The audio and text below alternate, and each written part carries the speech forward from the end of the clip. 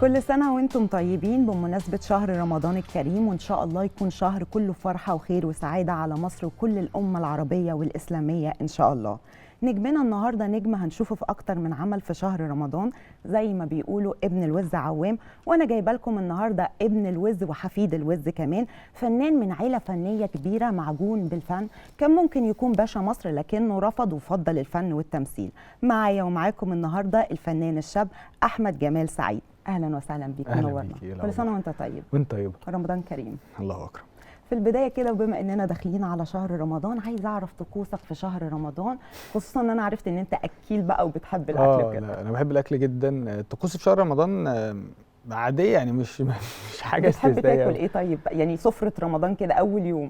بصي اول يوم ده لا يعني اي اكل، فالواحد بيبقى صايم فالاكل بيبقى موجود. لا بس هو الطبيعي الاول بيبقى اللي هو بلح باللبن طبعا في الاول كده، وبعد كده بنبدا بقى اليوم. يعني ما بعرفش اكل على طول، بهدى شويه طبعا عشان يعني لو كلنا ورا بعض كده يبقى الموضوع فيه تعب جدا. بعد كده بقى الشوربه، وبعد كده الاكل. يعني امال قالوا لي اكيل ايه بقى؟ يعني انا لا أكيل، انا تخيلت بقى هتقول لي بقى بط بقى ومحاشي. ما ده طبيعي لازم يبقى موجود، ما ده هيبقى موجود اول يوم بس هنقعد نندم بقى بس شويه كده، وهنندم بقيه ال 30 يوم بقى على اللي احنا عملناه. كلنا بنندم والله. فتمام. بتحب تتفرج على اعمالك؟ يعني بعد ما بتخلص المسلسل كده بتحب تقعد وتتفرج عليه، ولا زي بعض الفنانين لا ما بحبش اشوف نفسي لا عادي، ساعات بتفرج عليه طبعا. يعني في حاجات معينه ببقى عايز اشوف ان لا مش انا اللي بقعد اتفرج انا قوي يعني، بس بحب اشوف ردة فعل اللي حواليا بيبقى ايه وانا قاعد. يعني لما بعمل مشهد معين مثلا او حاجه ببقى عايز اعرف انا وصلت يعني وصلت اللي انا كنت عايز اوصله او لا. يعني ما عندكش حساسيات اللي هو لا ما بتفرج على نفسي بقعد انتقد في نفسي بقى وبحس ان الموضوع مش الطف حاجه، فلا بتجنب خالص وبلاش اتفرج؟ ما عندكش الحته دي خالص؟ طيب متحمس تتفرج على ايه رمضان ده؟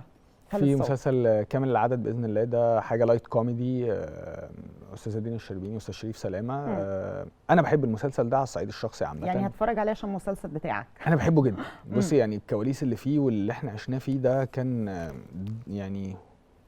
يعني هو من احلى فعلا المسلسلات اللي انا ممكن اكون اشتغلت فيها في حياتي. انا بحبه جدا، بحبه وبحب الكرو، العمل كله كان يعني حاله كده، حاله خاصه جدا. وسوق الكانتو برضو المسلسل ده هيبقى مهم، هيبقى حاجه حلوه جدا يعني. برضو استاذ حسين المنباوي واستاذ اسلام دويتو عظيم في الاخراج والتصوير. شفنا لهم حاجات كتير قوي طبعا ناجحه وجميله، فانا كنت مبسوط. يعني انا مبسوط ان انا معاهم في حاجه زي كده، وعارف ان هيبقى يعني هيبقى ليه شكل خاص السنه دي. وطبعا امير كرارة طبعا استاذ امير كرارة ده مش أكيد. هنجيله امير كرارة، ده حكايه يعني. انا بحبه جدا بصراحه، هو اخويا الكبير يعني، انا بعتبره كده جدا. تتوقع مين ممكن يكون نجم السبق الرمضاني السنه دي؟ الجمهور اكيد الجمهور، بس يعني فنان بعينه كده انت متفائل وحاسس ان هو هيبقى النجم؟ يعني يمكن السنه اللي فاتت مثلا في ناس كانت شايفه ان احمد مكي كان نجم رمضان 2022. بس هي ملهاش قاعده، خلينا نتكلم في كده، ولو لاختلاف الاراء مين النجم؟ مين هيكون النجم بالنسبه لك؟ والله لا انا النجم بالنسبه لي العمل. العمل هو النجم. انا ما عنديش فكره ان النجم هو النجم، لان النجم في نجوم في العمل. يعني مش هينفع تسمي لي حد بعينه كده متوقع ان هو يكون نجم رمضان السنه دي؟ هقول كده وبعدين ممكن تقول احمد جمال سعيد حتى. ان شاء الله دي هتحصل يعني باذن الله. متوقع في ربنا الخير طبعا، هو دي هتبقى موجوده. بس انا اوريدي. طيب لو انت عايز تقولي كده، ما هو العمل اللي انا بشتغل فيه هو ما بيبقاش مقتصر على فكره أكيد. بطل وبطله، ما كلهم ابطال. صح. خلي بالك مش مجرد برضو والله ما كلام اي حاجه وخلاص، بس احنا معانا ناس جوه الشغلانه نفسهم. يعني العمال اللي في الشغلانه نفسها، عمال الاضاءه والكلام ده، الناس دي من غيرهم اصلا ولا حاجه هتتعمل. يعني صدقيني ما فيش حد هيشوفك أكيد. يعني لو عامل اضاءه ده ما كانش نور اللوكيشن ده كله، ما حدش هيشوفك. فهو ونجم في حتته. بس انا كنت بقصد تحديدا لا والله ما بطل. ما اعرفش، لان هي بتبقى بصي اولا طبعا دي بتاعت ربنا سبحانه وتعالى اكيد. وغير كده انت بتتكلمي في ان انت في حاجات ممكن تبقيش متوقعاها وتلاقي لان بطل برضو الحكايه قصه. ففي القصه نفسها بتبقى هي اللي بتحكم. ممكن يبقى في نجوم كتير جدا، ويعني من اقوى نجوم الوطن العربي، مش هقول لك مصر بس، وفي عمل واحد بس الورق ما اسعفهمش، مش احسن حاجه. فبتختلف في هنا. يعني انا بالنسبه لي لا، ما فيش، مش ما عنديش توقع. بس انا ممكن احب ايه مثلا، انا مكي مكي بموت فيه يعني، كلنا عامه انا كده كده بحبه كلنا يعني. بنحبه كلنا بنحبه. وانا يعني كده كده مستنيه، ده اكيد مم. ده العمل اللي بقى الواحد قاعد مستني برضو يتفرج على حاجه تبقى مبهجه بالنسبه له في رمضان. ده حقيقي ده حقيقي. وبعد كده لا، في حاجات كتير ان شاء الله حلوه. انا نفسي طبعا كدراما سوق كانتو يعني، طبعا عشان انا فيه مش هكذب. لا ان شاء أبقى الله كذاب ربنا لو أنت غير يوفقكم كده. ان شاء الله وعشان ويحقق بصراحة نجاح كبير جدا. وفي امير كرارة يستاهل بصراحه يعني، استاذ امير كرارة يستاهل كل خير، يستاهل ان يحصل ده ان هو حقيقي، ياخد ده ده، لان حقيقي. هو لا هو كبني ادم. واستاذ حسين المنباوي واستاذ اسلام يعني ككرو برضو، هم الناس دي عاملين شغل حلو السنه دي. في مجهود كبير قوي بيتعمل على المسلسل. استاذ هاني سرحان ده اخويا عامه، انا بحبه جدا وكاتب ورق عظيم. بقيه الكرو كله معاكي استاذ فتحي عبد الوهاب، معاكي مي عز الدين، معاكي مها نصار، معاكي مين تاني، معانا اسامي تقيله يعني في المسلسل. والناس كلها بصراحه عملوا شغل كويس جدا. يلا بينا ندخل على فقرة الصور. هعرض لك مجموعة من الصور وعاوزة تعليق على كل صورة. تمام جدا. أول صورة معانا صورة للفنانة علا غانم. علا غانم ترند مؤخرا على السوشيال ميديا بسبب الخلافات بينها وبين زوجها، وكان ليها تصريح بتقول فيه جوزي بيصورني من اول يوم وبقالي سنتين مش عارفه اتطلق. ايه رايك في الخلافات اللي ما بينها وما بين زوجها على السوشيال ميديا؟ هي طلعت عملت لقاء في برنامج، وهو بيطلع برضو في لقاءات صحفيه كتير، وفي اسرار بيوت كتير بتتقال. ايه رايك في اللي بيحصل ده؟ وانا هسألك بس حاجه، هو انا مش فاهم القصه نفسها. انا مش متابع. هما الاثنين على خلاف. يعني ايه بيصورني فانا ما عايز اتطلق؟ ما فهمتش. بص، في اسرار كتير بلاش نخوض فيها عموما في البرنامج، لانها حاجات يعني مش مستحبه ان هي ما انا ما فهمتش، بس تمام. بس يعني تتذاع او ان الناس تتكلم ماشي، انا عنها. فهمت كده، انا كنت فاهم، بس ما فهمتش ايه بيصورني فمش عارف اتطلق. انا كده مراتي هتتطلق دلوقتي، انا بصورها كل 5 دقايق يعني، أكيد. طول ما انا واقف سخير وبتاع، وهي اصلا فاهمه، انت فاهمه اي ست يعني ايه تطلبش غير الصور. طبعا يعني انا مراتي الحمد لله اي حته بنوصل بس على بوابه المكان صورني، هو فده اللي جه في دماغي بصراحه. لا، في خلافات ما بين علا غانم وزوجها، ويعني بتحاول ان هي تنفصل. اي حاجه تنتشر، في اسرار بيوت بقى بالزبط. طلعت وكلام غير لطيف في البرامج. انت رديتي بقى على اللي انا كنت هقوله بالظبط، ان انا مش مع طبعا فضح اي سر بيت، بس يعني طب ليه عموما الازمات الاسريه بتاعت الفنانين بقت بتتصدر الترند وبتاخد مساحه كبيره جدا؟ لا، هو احنا ليه بنعمم ان الفنانين لما ممكن يكون 1 أو 2 عمل كده بس؟ عشان ده بيحصل، ده 1 أو 2. وبعدين ما هو في بيوت على فكره بره، احنا عشان في سبوت لايت بس، لكن في بيوت بره ما هو احنا بنبقى يعني، انت ممكن تبقي ساكنه في بيت عشان انتوا مشاهير مره واحده، انت ممكن تبقي ساكنه في بيت مره واحده تلاقي ناس بتصوت في البيت.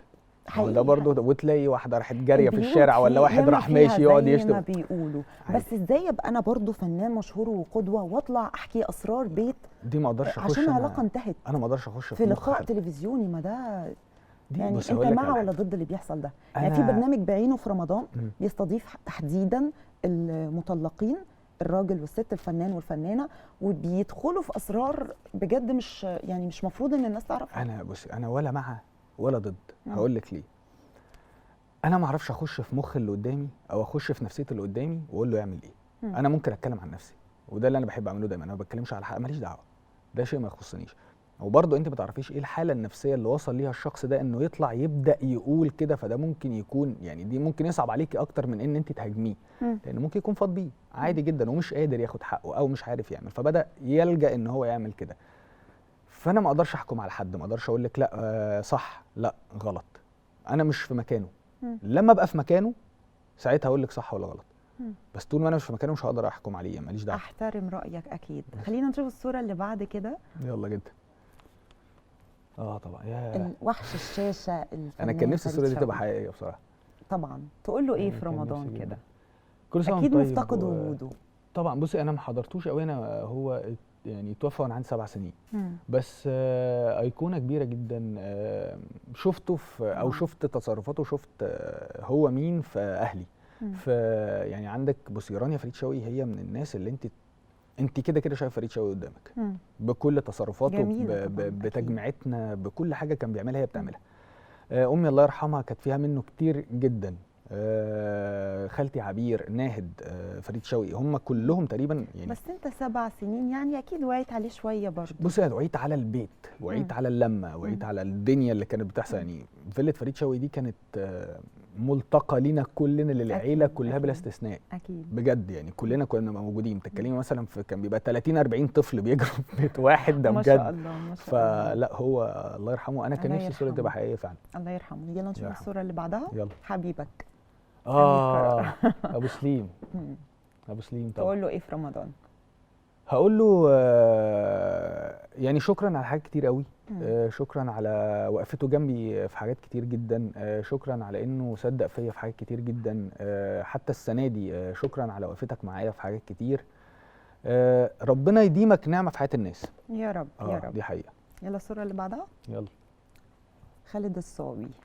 القمر، يا خبر ابيض، يا خبر ابيض.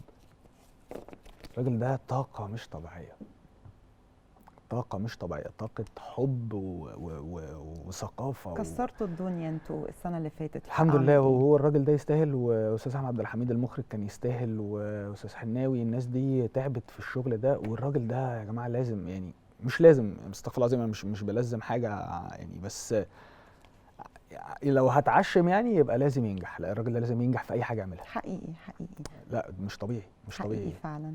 الصورة اللي بعد كده مفاجأة، يلا نشوفها مع بعض. يا رب. ما نشوف المفاجأة. الله يرحمه ويحسن اليه.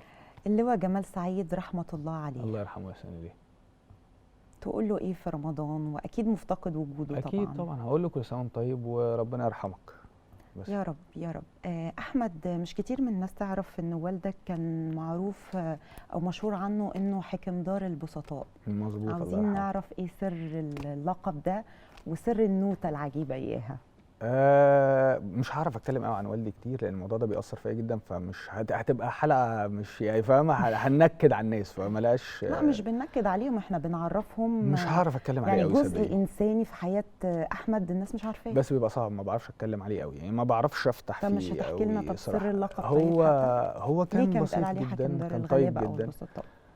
والله هو كان ليه مواقف كتير قوي، بس دي خير عند ربنا، يعني مش عايز اطلعها قوي كده كده. بس هو كان يعني اللقب ده ما حدش قاله غير اللي كتبه، يعني هو شافه. فمن الحاجات اللي انا بفتخر بيها ان انا والدي ما حدش لقن حد يكتب عنه ايه. فاي خبر نزل عليه فعلا كان كده. فدي حاجه عظيمه جدا ان يبقى الواحد يعني، وبعدين كتب عليه بعد ما مات، فدي هو خلاص مش موجود، فدي حاجه كويسه. الحمد لله. دي حقيقه طبعا. طب وايه سر النوتة اللي صديق والدك اخدها منك؟ لا دي كانت حاجه كده خير كان بيعملها يعني. دي كان خير هو بيعمله دايما، فكان يعني مش عايز افتح في الخير اللي هو كان بيعمله عشان ما يبصش، فاهمه قصدي؟ بالعكس دي صدقه جاريه، والناس كمان بتقتدي بده يعني. هو كان عنده حاجه كده كان كاتب فيها، يعني الناس اللي بتبقى محتاجه حاجه او هو لما بيقابلها او بتطلب منه حاجه، بيبقى كاتب في النوتة دي الارقام والاسامي، عشان وكاتب الطلب تحتيها. وكانت دايما بتبقى معاه وبيكتب مواعيد، يعني حد عايز حاجه فبيكتب ميعاد امتى وازاي وليه والكلام ده. فحد خدها مني قال لي دي خير من عند الله، هاتها لي انا بقى، انا عايزها عشان انا اللي هبدا اعمل الكلام ده بعدين. بس اتعلمت من والدك ايه؟ حاجات كتير يعني. ما احترام الناس جدا، البساطه جدا، ان الدنيا بسيطه جدا وبتخلص في ثانيه، فما لهاش يعني. حاول تشتغل دايما او تعمل في الدنيا اللي انت ما تبقاش عليها قوي من الاخر. يعني ما تبقاش الدنيا اكبر همك. اعمل حاجه الناس تفتكرك بيها بعدين. انا اسفه ان انا قصرت عليك. لا انا خالص. عارفه ان انت يعني واضح قوي على صوتك ان انت متاثر، يعني ربنا يرحمه ورب يغفر له ويسامحه. كريم فهمي اثار جدل بمسلسل ازمه منتصف العمر عشان ناقش موضوع زنا المحارم، وسبب ضجه كبيره جدا. ايه رايك في المسلسل؟ ولو اتعرض عليك دور كريم فهمي كنت تشارك في مسلسل بيناقش قضيه زي زنا المحارم؟ طبعا. اعمله جدا. عجبك المسلسل؟ طبعا. مسلسل حلو قوي كمان. مسلسل شايفه مفيد للمجتمع مش ضار؟ طبعا. من ناحيه ايه طيب؟ بيفتح عينين الناس على اللي ممكن يحصل. بيفتح عينين الناس ان انت يعني انا شايف ان المورال من ورا الفكره كلها ان هو كشخص او كزوج هو ما حكاش كل حاجه اللي هيرتبط بيها قبل ما يرتبط، والارتباط ما بينهم ما كانش ارتباط عاطفي، كان ارتباط عقلي جدا. فدي حاجات برضو الواحد بيبقى تريجرد ليها او بيبدا ياخد باله منها. وماذا عن قصه الحب ما بين الحما وجوز بنتها؟ ما هو دي الفكره برضو، ان في حاجات زي كده وفي حالات نفسيه زي كده، واحنا شفنا الاب اوريدي كان بيعمل ايه وكانت حياته عامله ازاي. ففي مسج ان انت كراجل ما يعني ما تجيش قوي على اللي معاك، عشان في يوم من الايام هتترد لك.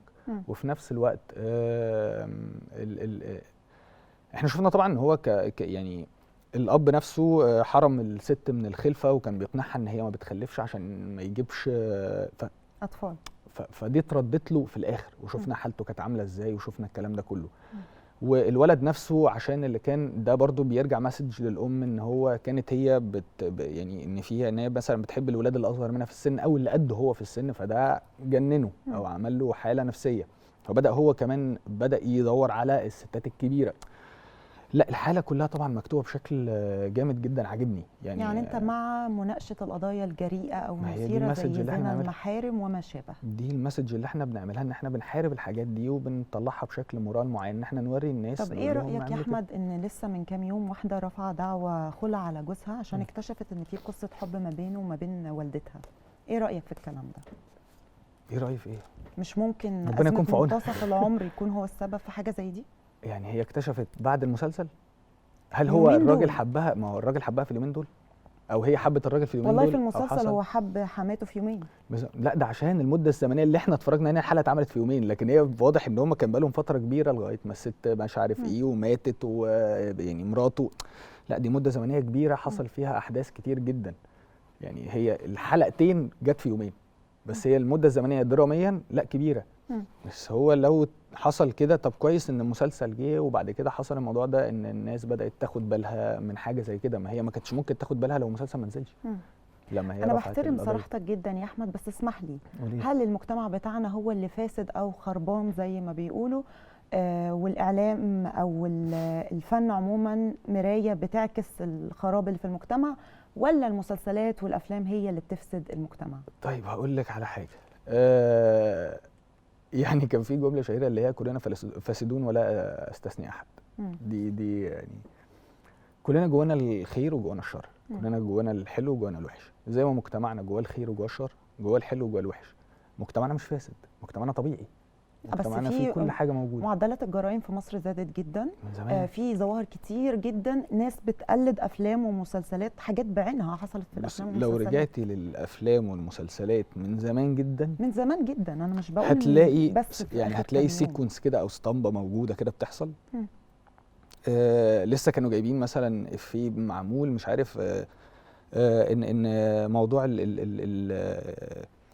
اللي انت بتقوليه، موضوع الجرايم ومش عارف ايه، ان بيقولوا الجريمه الفلانيه حصلت ببشاعه جدا في فيلم قديم. طب ما هو نفس اللي بيحصل دلوقتي، احنا ماشيين على مدار سنين كل ده موجود. بس في جرايم بعينها قبيل قتل هابيل ده من اول الخليقه، من افلام ومن مسلسلات.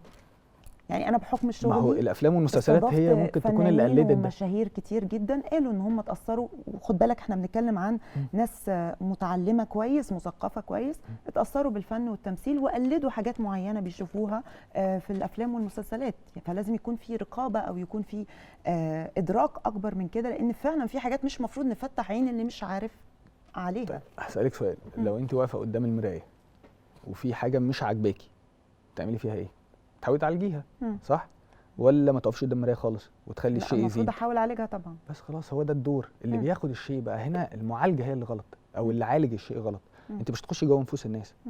انا النهارده لما باجي اعمل خير، هدي مثال مش عارف يعني، مش قصدي بحاجه، بس مثلا انت لما بتروحي تدي لحد مثلا فلوس عشان تساعدي بيها، خد عمل بيها حاجه غلط، تعود عليكي؟ لا طبعا. هتقولي مش هساعد حد تاني؟ مش هدخل، مش هدي لحد فلوس طبعا اكيد. بس برضو انا يعني انا بخالفك شويه في الراي، لان في طرح مواضيع معينه ممكن يسلط الضوء عليها فيعرف ناس يعني مش عارفه اصلا المشكله دي.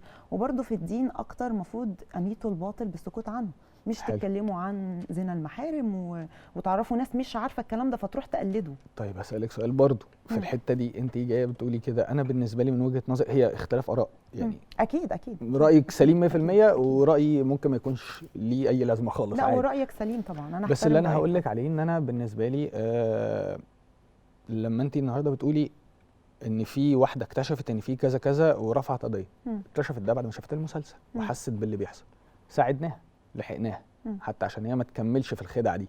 دي حاجه برافو جدا. وجهه نظر. لما نيجي نتكلم في موضوع زنا المحارم، هو موجود موجود من قديم الازل، مش موجود يعني هو مش بعد المسلسل او قبل المسلسل اكتشفوه، هو موجود طول العمر، موجود من قديم الازل. بس حصل بقى حاجات تريجر بوينتس هم بداوا يحطوها وبداوا ينصحوا الناس بفكره ان خلي بالك انت لو عملت ده دي نهايتك.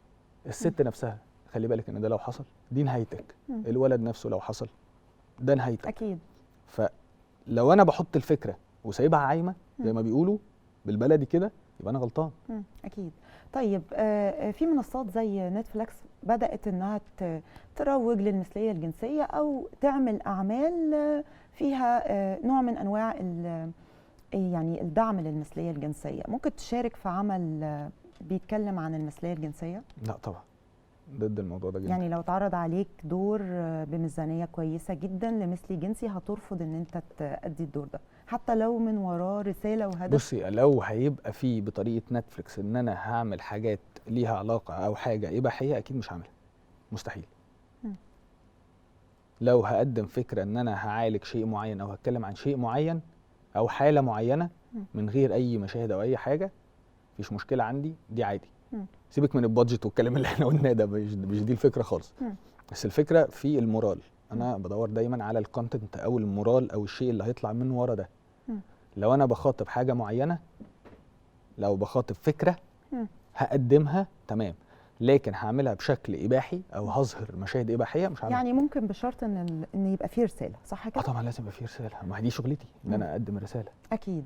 الفنانه منى زكي نزل بوستر للمسلسل بتاعها وهي لابسه حجاب، وحصل هجوم شديد جدا على المسلسل وعلى بوستر منى زكي، واتهموها بالاساءه للحجاب على اساس ان في ستيريوتايبنج او هو لو هي شكلها كده وده بالنسبه لهم شكلها وحش، امال مين اللي شكله حلو؟ انا اسف، انا مش بعاكسها والله، بس يعني يا جماعه دي يعني هي منى طبعا هي كده شكلها وحش جدا. لا بجد يعني لا لا لا, لا. انت شايفه ان كده شكلها وحش؟ هي شكلها مش وحش، بس هو زي ما بقول لك كده الناس بتشوف دي واحده وحشه. هو في هجوم على فكره انا قعدت اضحك لما شفت الموضوع ده. دي واحده وحشه؟ لا بس لا انت جاوبتي بصراحه. انا بتكلم بجد. خلينا في سؤالنا. في ناس شايفه ان في ستيريوتايبنج او تنميط لفكره المحجبه، ان هي منغلقه، رجعيه، مبهدله، شكلها مش حلو، مش مهتمه بنفسها. في اتهام للفن والمسلسلات عموما انه بيصوروا المحجبه بالشكل ده. انت مع ولا ضد الكلام ده؟ ضد طبعا. بس في افلام بعينها ومسلسلات بعينها برضو صورت المحجبه ان هي مش ناجحه في حياتها. ما كانش طالع معاها واحده بشعرها مثلا انها في نفس اللحظه دي؟ ما كانش طالع معاها واحده بشعرها كانت بتتهان برضو وبيحصل معاها؟ لا بيحصل، بس خلاص. دايما في صوره نمطيه للمحجبه ان احنا هي بس اللي بنمسك بتعاني. احنا عندنا مشكله صغيره، وبعد ما بتعاني بتخلع الحجاب عشان هي اتحررت من معاناتها. احنا عندنا مشكله صغيره. احنا بنمسك في الحاجه ما بنسيبهاش. بمعنى احنا النهارده المحجبه حصل فيها وبتاع ليه؟ لان احنا عندنا مشكله فئويه جدا. هذه الفئه حصل فيها، هي بتعمل دور واحده محجبه عندها مشاكل، ما حصلش، الموضوع خلص. يعني انت مش شايف ان في تنميط لصوره المحجبه؟ هي واحده محجبه عندها نوع مشاكل، من انواع يعني تمييز شويه. انا اختي محجبه على فكره، وامي الله يرحمها كانت محجبه، الله يرحمها. فيعني واحده محجبه، هو يعني المؤلف كتب واحده محجبه عندها مشاكل. عادي ان هو يكتب واحده محجبه، بالعكس هو ليه كتب محجبه بقى لو هنفكر هنا؟ لان احنا مجتمع بطبعه الحجاب يغلب على العدد الاكبر محجبات، ده صح. حقيقي. صح. يبقى هو بيحاول يقرب للناس سواء في الفرح او في النكد. صح ده حقيقي. يبقى هنا ننبسط ان في الموضوع بيتكلم عن المحجبات. جينا قبل كده قلنا ايه؟ ما كانوش بيتكلموا عن المحجبات. اول ما اتكلموا زعلنا، طب هنعمل ايه بقى في الاخر؟ نعمل ايه بقى؟ نروح فين؟ بس هي دي الفكره. صح، هو صعب ان احنا نرضي جميع الاطراف. بالظبط. وبعدين لو بجد فعلا انتوا بتتكلموا على الصوره اللي شفتها دي، هي كده واحده وحشه او شكلها وحش بالحجاب، ليه يا جماعه تضايقونا؟ دي وحشه؟ لا خالص بجد. منى جميله والله في كل احوالها. هل استاذه منى زكي بالشكل او الصوره اللي شفتها دي وحشه؟ لا طبعا. امال مين اللي حلوه؟ ده حقيقي. مش بعكسها والله، بس بجد مين اللي حلوه بالحجاب لما هي فعلا حلو؟ ده حقيقي. بجد شكلها حلو جدا. عايزه اخد رايك برضو في تصريح يمكن اكتر من فنان صرحوا بيه، من ضمنهم ماجد المصري ومؤخرا الفنان احسان الترك. قال لما بنته كبرت انه مش هيخليها تمثل، واحنا صعايده وعاوز يعني فيما معناه يبقى شكله حلو قدام الناس، محدش يقول له بنتك لبست ايه او عملت ايه. لو عندك بنت هتخليها تمثل ولا هترفض؟ هي ليها الحريه الشخصيه وليها مطلق الحريه، بعد ما ربي فيها شيء معين هي تختار. طب انت ايه رايك في تصريح الفنان احسان؟ انا مالي. انت مالك؟ انا مالي، ده هو حريه، ده بيته، وهو مش عايز بنته تمثل، عايز بنته تمثل، هو حر طبعا. انا ما اقدرش اقول له لا روح خلي بنتك تمثل، هي مراتي؟ مش مراتي، ماليش حكم عليها وماليش حكم عليه. هو مش عايز بنته تمثل، انت حر، ليك يعني مطلق الحريه في بيتك. لو ربنا رزقك ببنت ما عندكش مشكله ان هي تمثل لو هي حابه ان هي تدخل مجال الفن والتمثيل؟ ليه لا؟ لا عادي جدا، معلش هو يعني لا طبعا ليه لا، احنا عندنا امثله عظيمه في التمثيل. انا جدتي كانت هدى سلطان. طبعا. فدي طبعًا. يعني خالتي رانيا فريد شوقي. ده انا يعني بفتخر وبتشرف بيهم في اي حته، وما اظنش انهم عملوا حاجه خالص تعبهم ولا اي شيء، بالعكس. ده يعني لغايه النهارده انا الناس بتفرح لما تشوفني وتعرف ان انا قريبهم. لو بنتي هتوصل للمرحله دي ان انا لما تمشي في حته يقولوا لها ايه ده انت، او مثلا بنتها بعد كده يقولوا لها انت بنت احمد جمال، ويبقوا فخورين كده، لا طبعا مثلي جدا، ليه لا.